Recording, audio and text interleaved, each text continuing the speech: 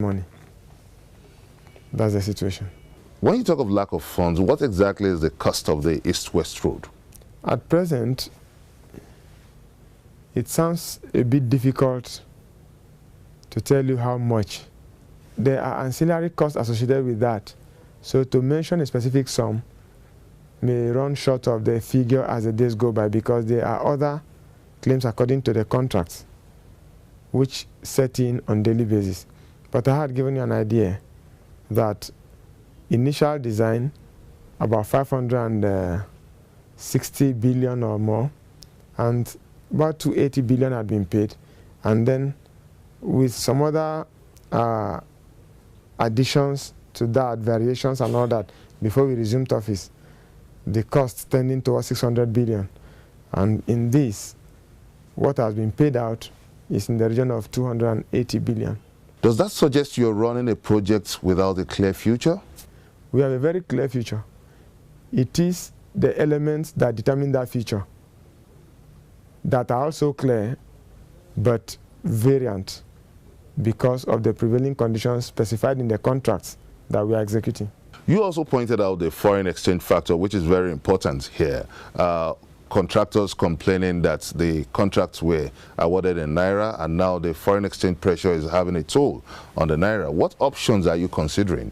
Yeah, what I really said was that that particular last section of the road was negotiated in Naira, but contract signed in US dollars, which makes it more complex for us given the exchange regime that we are currently experiencing.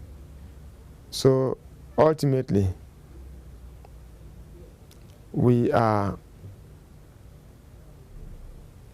left with the options of sourcing money by any means to do these jobs. And one of the ways that we secured is to come under the China Africa Infrastructure Fund, Credit Fund, which has this project as one of the preferred ones in Nigeria, for which the government is providing a counterpart fund already to provide in the 2017 budget. So once they are ready to release the money, our counterpart fund will be available. Nonetheless, we have forwarded our documentations that are required for examination by them to know that we are on course in desire to execute the project accordingly. So tell us the terms of reference of this, the China Bank credits partnership now. Are they going to operate a toll arrangement? What should Nigerians really expect?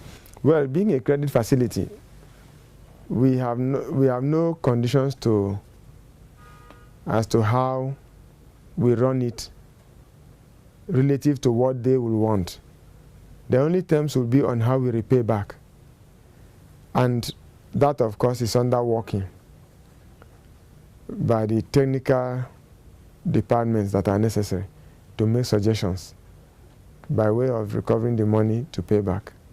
Just of recent, the Niger Delta elders raised a 16-point demand for the restoration of peace in the Niger Delta region. And they said that 3 of these key points are relocation of the administrative headquarters, the administrative and operational headquarters of the IOCs to the Niger Delta region, and also the cleanup of affected community in the Niger Delta region, and also a review of the amnesty program to create a robust exit plan for the ex-militants. Is this the right way to go? Well, each of them has its own peculiar attraction in terms of response. First, to suggest that the ministry moves its headquarters to the region is obviously out of order. The reason is because every federal ministry has representation in the Federal Executive Council. No, the relocation of the IOCs. Or IOCs. Yes. Well, there are certain implications to that. I would naturally wish that the IOCs should move to where they do business. In so doing, in order to sustain the business, you should also be sure that you secure the operational machinery of each IOC, which means security becomes a paramount issue. Nobody wants to do business where he feels insecure. So while that is a viable demand, it's important for us also to be sure that we can guarantee the safety of lives and property in the region, which for now is seriously threatened. And this in itself is a negation of our demand for development in the region. That brings us to the report that you appointed an impostor to coordinate security in the Niger Delta region. Could you put things in the proper perspective? That is not true.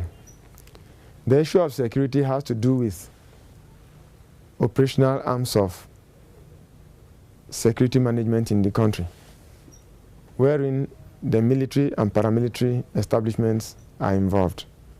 I appointed somebody for arms recovery program, not security whatsoever in the region or the pipeline as it is said.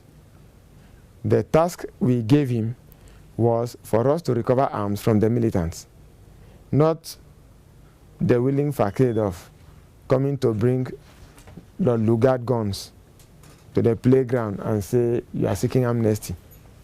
No. We ran a program. We are running a program to recover arms. Purely that.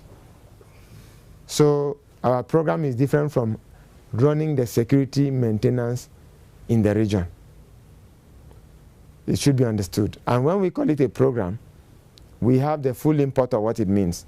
A program can start by 1 o'clock and end by 2 p.m.